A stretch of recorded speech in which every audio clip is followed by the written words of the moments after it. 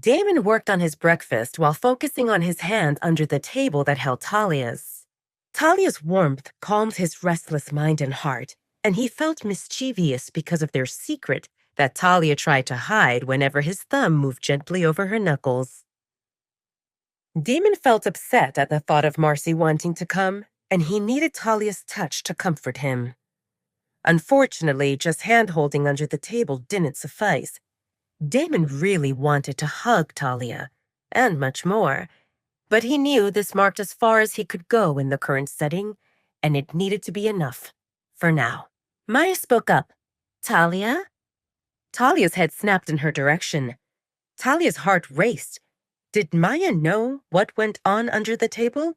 Would Maya and Caden tease her if they knew that Damon held her hand during breakfast? "Do you have plans for today?" Maya continued. Talia released the breath she held. "I have an appointment with Dr. Travis in the morning, and then I will help in the kitchen." "How about the afternoon?" Maya continued probing, and Talia instinctively glanced at Damon. Damon liked this. It showed that Talia depended on him. Talia wants to train, so she probably hopes to start as soon as possible. But she can't move a muscle until Travis says she's fine, Damon responded firmly. Maya nodded in understanding. "A walk is fine, right? After lunch, I can show you around. You can see the training facilities, and if Travis gives his okay, we can get you sweaty." Talia's eyes widened and she smiled. "That would be wonderful." Damon didn't like this. Talia outside, sweating? Without him? "Where are you taking her?" Maya bobbed her head. "Just around the area. We will start with a walk to the lake and see community buildings on the way and take it from there." Maya continued talking to Talia. "The town feels especially lively with all the preparations going on. We can stop whenever you feel tired. There's a lot to see, and one afternoon won't suffice. We are the biggest pack in North America after all. It might take a few days, but I will show you everything we have here." "Thank you," Talia said, and without thinking, she gave Damon's hand a squeeze under the table. She felt excited. Damon wanted to protest because the idea of Talia not being in his visible range unsettled him. But she seemed happy, and he didn't want to spoil it, so he swallowed his objections with the piece of sausage in his mouth. He knew a mountain of work awaited him, and it wouldn't be fair to keep Talia in her room until he became available to show her around. Damon was determined to spend time with Talia as soon as he cleared up the backlog that waited on his desk. But where would he take Talia? Forest? Picnic? Romantic dinner? Beach? So many options existed. However, if he could have his way, they wouldn't leave the room. Just he and Talia, that sufficed, and any room would do. Ignoring Caden's complaints, Damon accompanied Talia for her appointment with Travis. Talia felt unsure why Caden seemed in a bad mood because all bickering between Damon and Caden happened through the mind link, and she would probably resume her thoughts about leaving if she knew that Marcy planned to come in a few days. "Thank you for coming with me. I'm sure you have a lot of work, yet you still took the time for this," Talia said to Damon while they made their way through the forest. "You're welcome. It's my pleasure," Damon responded and gave Talia's hand a squeeze. Yes, going in a car would take only 5 minutes, but he wanted to walk with Talia. It took longer, and he got to enjoy holding her hand and chatting casually. Damon noticed that Talia relaxed when they went outside, just the two of them. He liked that. At the Pack Hospital, the exam didn't take long, and in less than an hour, Talia and Damon sat in Travis's office waiting to hear the results and recommendations for going forward. "You have several markers that are just below or above normal, but it's nothing too concerning, and I can see slight improvements compared to your previous checkup. Continue regular meals and vitamins, and I will see you in a week," Travis said. "If you feel anything out of the ordinary, give me a call, and we will get you an appointment. In the meantime, I recommend adding fennel, ginger, and cayenne pepper into your food based on your taste." They will help with appetite and digestion. Talia nodded. I didn't know that. Travis noticed that Talia's tone had a hint of surprise and asked, Do you know about the medicinal effects of herbs? A little bit, Talia responded humbly. I know how to take care of simple wounds. Simple wounds? Tell me more. Travis was unable to contain his curiosity. In general, werewolves divided into ones who followed a traditional lifestyle and the ones who modernized. The traditional ones went to their shaman when they fell ill, and they used herbs, crystals, and prayers to feel better, while modern ones relied on technology and the latest advances in medicine. Talia obviously believed in modern medicine, yet she seemed familiar with herbs, so Travis felt eager to probe how deep her knowledge and interest went. Talia told him about a few herbs that she mixed to treat open wounds, and the ones that worked well for reducing swelling and fever. Travis smiled kindly. Do you want to learn more? There are books I can recommend. Yes, please. Travis stood up and walked to the wall shelf where a number of books were arranged. He pulled out one thick book with dark blue covers. Based on the worn-out look, it seemed obvious that the book got used a lot. Start with this one.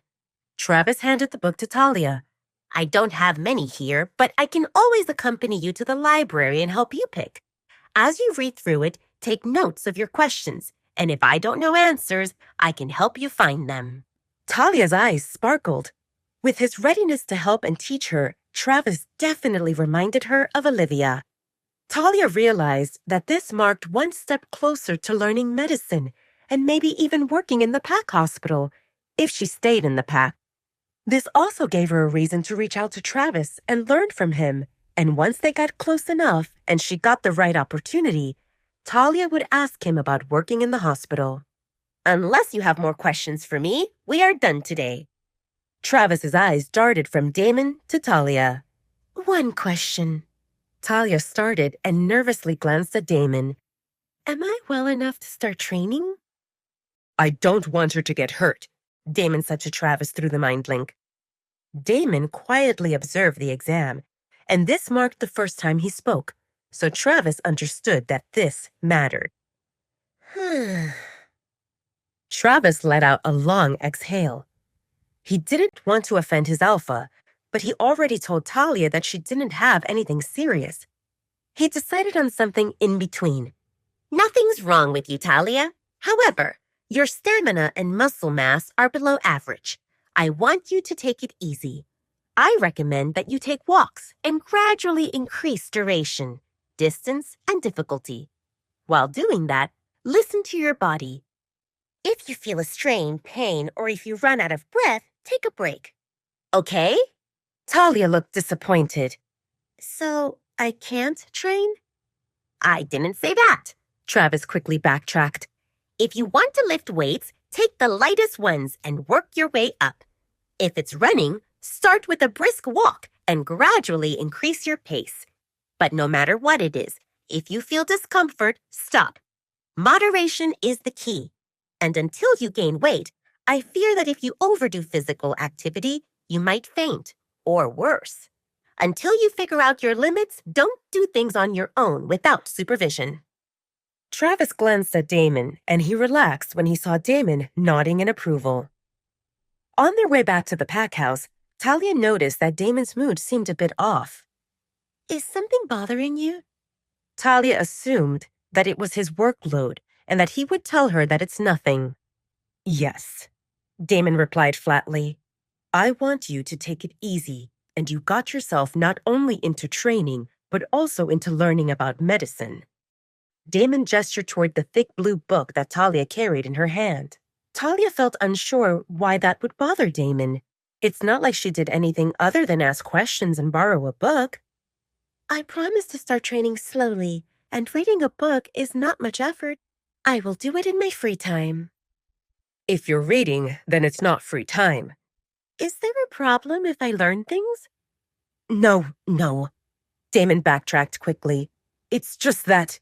He stopped walking, and she had to stop as well because they held hands. Damon stepped closer to Talia, and she looked up at him. I worry about you. And I would prefer that you consult with me before you take on more responsibilities. Talia blinked. Did he really worry about her? That would be first. No one ever worried about her. I apologize. I didn't mean to worry you. Is there something I can do to make it up to you? Damon's lips lifted into a smile, and Talia's eyes moved nervously over his handsome face while trying to figure out what he planned. Would he ask her not to train, or not to read the book? What if he asked her to stop helping in the kitchen? Talia remained oblivious to the fact that during breakfast, Damon narrowed down the list of places where he wanted to take Talia, and this presented the perfect excuse for him to pick one and go for it. Damon lifted her hand and placed a small kiss on her knuckles without breaking eye contact, and he enjoyed the sight of blush that invaded her cheeks. Come with me tomorrow. Where? Talia's voice came out a bit breathy. You will find out tomorrow. Damon smiled mysteriously. All right. Talia shrugged reluctantly. Damon hummed in approval and resumed walking toward the pack house. He gave Talia's hand a squeeze, content that she got used to holding hands. He wondered when the right time would come to move on to the next step of a hug or a kiss. He couldn't wait. Please subscribe to the Pocket FM YouTube channel and press the bell icon for instant notification. Check out our channel for more such exciting shows.